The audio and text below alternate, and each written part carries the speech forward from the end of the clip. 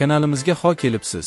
Ushbu videoda O'zbekiston Superligasining 6 tur uchrashuvlari qanday bo'lishini ko'ramiz va chempionatning eng ko'p gol urgan futbolchilarini yodga olamiz. Men bilan birga bo'ling.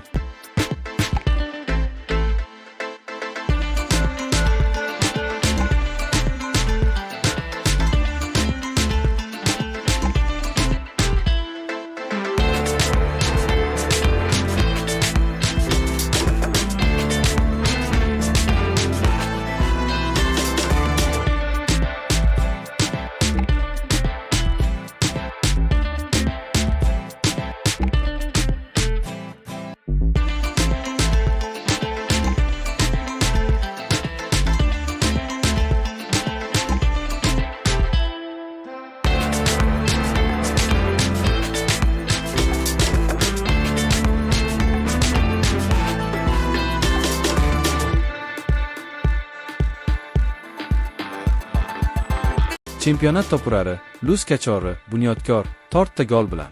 Sizni yaxshiroq bilishni istayman.